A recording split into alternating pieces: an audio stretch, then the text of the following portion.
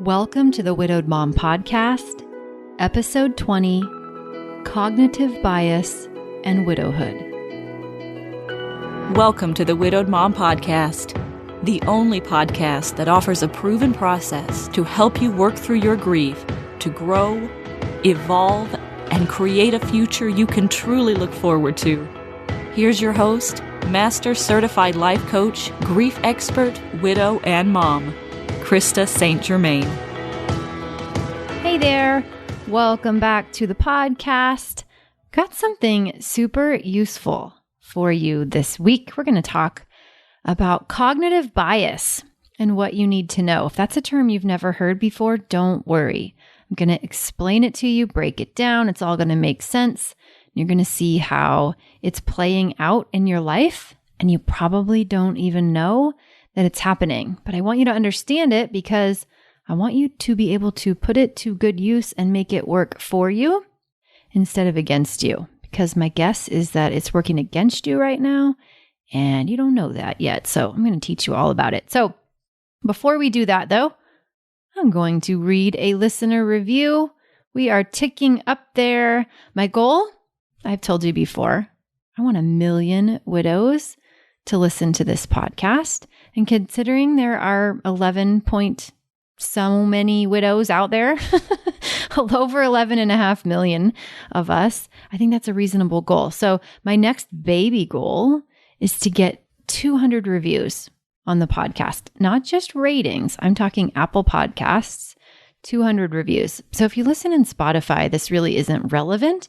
But if you're listening to the podcast in Apple Podcasts, you have an Apple device, and you haven't given a review of the podcast where you actually type in words that say what you think of it, I would be so grateful if you would do that, because that's what helps other people find us in iTunes, or it's now called Apple Podcasts.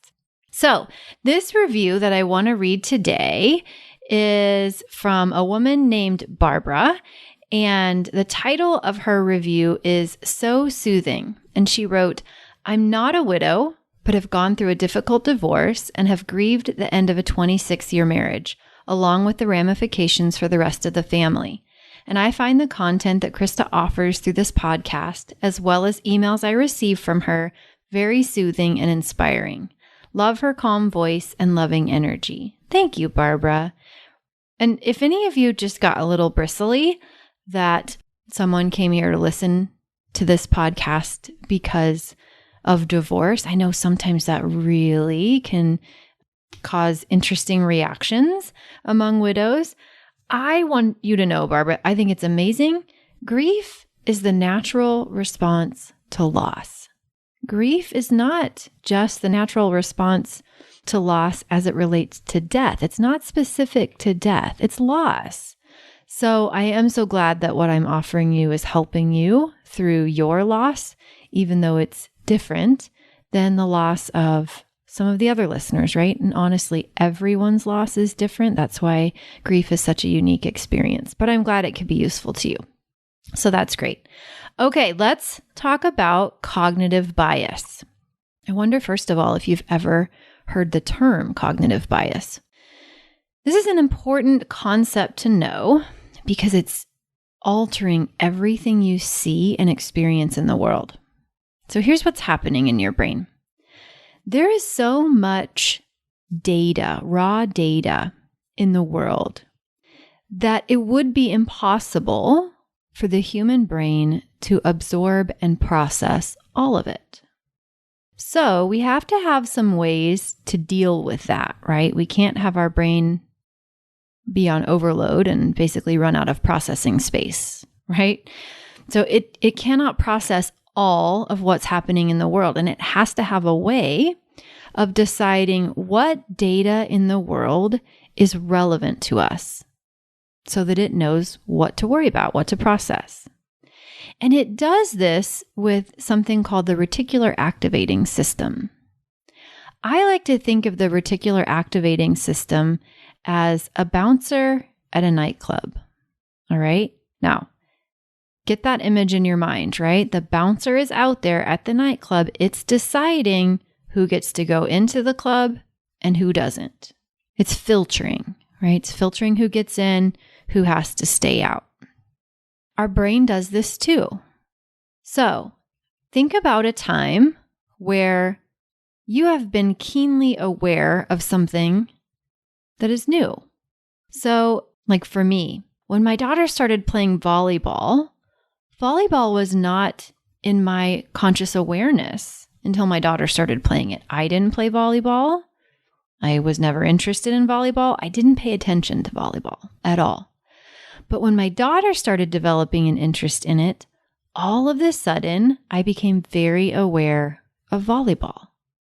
I started hearing more about it, noticing more people who I worked with whose children played this sport, right? It's becoming more aware of the sport in my community and just starting to see it more often. Now, was volleyball there any more now because my daughter was interested than it was before she was interested? No, of course not. Volleyball was just volleyball.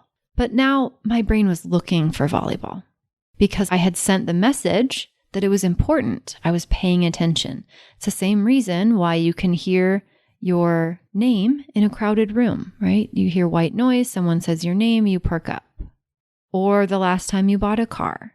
It seemed like the day after you bought the car or while you were researching the car, that all of a sudden the car was everywhere. There were many more of those cars on the road than there used to be. But we know this isn't true. This is the reticular activating system at work. This is what causes cognitive bias. Cognitive bias happens when we have a belief, a thought. Really, a belief is just a thought. We've thought enough times that it becomes a belief. We have a thought or a belief. And because our brain is a perfectly functioning brain and it goes about doing what brains do and using its reticular activating system, it starts gathering evidence in line with our thought, with our belief. It starts looking and filtering for evidence to support what we believe.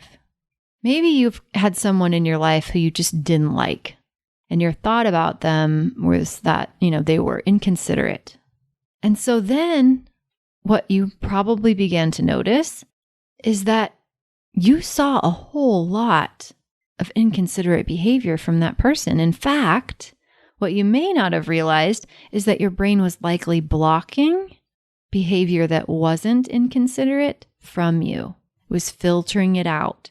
It was showing you what you believe to be true, which then strengthens your belief. It creates a cycle of belief. So you think the thought, he's inconsiderate, and then your brain shows you more and more evidence. Yep, see what he did over there? Oops, see how he said that? Oh, yep. Considerate person wouldn't have done that. And now you have put him in a box and all you can see is an inconsiderate person.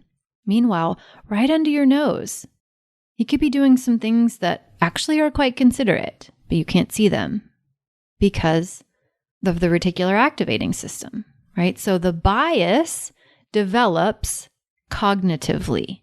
That bias to believe your thinking sticks.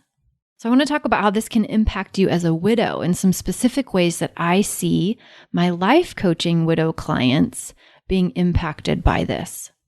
So think about some of these situations and see if any of them apply to you. If you've ever had the thought, other people don't understand. It's a common thought among widows, right? We tend to think that no one understands what we're going through. When you've had that thought that other people just don't understand, then because of the reticular activating system, your brain starts filtering for evidence of all the people who don't understand, all the ways in which other people don't understand. Shows you more evidence of that. Blocks from you evidence to the contrary, things that don't fit your thought, that other people don't understand you. And something else is actually happening here too. Our thoughts are what create our feelings, not other people, our thoughts. So when we think the thought that other people don't understand us, then chances are good that we feel lonely or misunderstood. Something along those lines, What have you felt? The way we feel is the reason we do what we do in the world. So when we feel lonely or misunderstood, what do? Well, we don't get right out there and share our most vulnerable secrets with everyone, right? When we're feeling lonely and misunderstood, most of us will isolate. Most of us will not open up to people. Most of us will not share what we're actually going through. We'll just fake it. We fake it, don't we? We keep people at an arm's distance. We don't invite them in. And then we create more evidence for our thinking that other people don't understand us. We don't even give them the chance to understand us. Not because there's something wrong with us, not because we're bad people, but because our thoughts are not serving what we want in life. We think we're just making an observation about the way that other people are in relation to us, that they haven't gone through grief and we have. They've never lost their husband and we have. They're saying things that we don't think are indicative of the types of things that someone would say if they understood us. And so we start deciding that other people don't get it. And then we don't feel good because of that. And then the way we act creates more of it. So now we've got two things working against us. We've got cognitive bias, where our brain is seeking evidence for the thoughts that we have and blocking evidence to the contrary. And because of the emotional state that we're creating for ourselves, we behave in ways that take us farther away from the reality that we want. Here's another one. How many of you have ever thought you're a terrible mother, or you're not a good mother, or you should be a better mother? And you just think you're making an observation about the interaction that you just had with your child. Doesn't matter if they're grown or young, teenagers, it doesn't matter, right? Something doesn't go the way you expected it to go. Words are exchanged. And then you decide that that is evidence and proof that you are not a good mom. And then your brain goes to work. If you think that thought long enough, your brain's always looking for evidence. Oh, yeah. Hey, remember last week when you yelled? Remember when you lost your patience that one time? Remember how you slammed that door? Remember when you took them through the drive-thru and fed them fast food and who knows what? Your brain starts showing you. And all of a sudden you're like, yeah, I really am a terrible mother. And it's difficult to see anything else. So cognitive bias is not your friend with a thought like this. It's not your friend at all. I want you to be very skeptical of the evidence that you seem to see about other people, about you. Our brain is so powerful, so powerful. And there are so many things happening that we really aren't consciously choosing. It's really possible that you're a better mother than you think you are, but that your brain is just doing what good brains do and using its RAS, its reticular activating system, RAS, and giving you evidence of what you think. So then let's talk about the emotional side of that, right? You go thinking, I'm a terrible mom, not a good mom. That probably makes you feel guilty, inadequate, something along those lines. It's not the thing you did as a mom that makes you feel guilty or inadequate. It's your brain. It's the sentence in your mind telling you that you're a terrible mother. And then what do you do when you feel guilty or inadequate? You're probably more likely, as humans are, as parents are, when we feel guilty, to avoid our children, to avoid any sort of conflict or parenting, to shy away from it, right? Maybe not to set consequences or not enforce them. Maybe we give in, we give them what they want because we're feeling guilty or inadequate. Maybe we overindulge them. Maybe we buy them things they really don't need or we can't afford because we're trying to get our way out of the guilt, feel better about ourselves. And then you're actually creating more evidence that you're not the kind of mother that you want to be. You aren't your best mom. But it isn't because of you, and it isn't even because of whatever it was that originally happened before you told yourself you were terrible. I'll give you another one, and I see this one a lot. I'll never find anyone like my husband. Now, I don't believe you will ever find anyone exactly like your husband because there was only one of him, right? He was a unique human. You are a unique human. I am a unique human. There are no carbon copies of any of us, right? But I want you to think about how this feels when you say it. I'll never find anyone like my husband. Probably feel pretty committed to that belief, right? Pretty certain of it. And what happens if you're certain that you'll never find anyone like your husband? You won't look. If you do look, you'll compare everyone you ever see to him. Everyone. And your brain, in the background, is doing its homework like a good little brain. Yes, see? He's not as good as your husband. Oh, see, your husband never would have done that. Can you imagine? None of these are as good as your husband. Anyone that could potentially be a great fit for you, a wonderful partner for you, your brain will block them because you're believing, I'll never find anyone like my husband. And your brain's out there just trying to help you, just trying to filter the information that's relevant to you. And the result of that for you is a bias in your brain, a cognitive bias. Okay, I'm going to give you one more because I hear this one too. Ladies, I know what you're thinking. Actually, I could go on. I've got a lot of them. Maybe I'll give you two more. Okay, there's something wrong with me. You ever thought that? There's something wrong with me? And then when you think that, I bet you probably feel shame. There's something wrong with me. And then think about how shame makes you behave in the world. When we feel shame, we are so hard on ourselves. We start criticizing ourselves. We start fault finding. We hide. We isolate. We do what I like to think of as the shame spiral, right? Where we just create this negative spiral and follow it down and down and down and down. We don't show up authentically in social situations. We're very kind of false and guarded, all because of shame. All because of shame.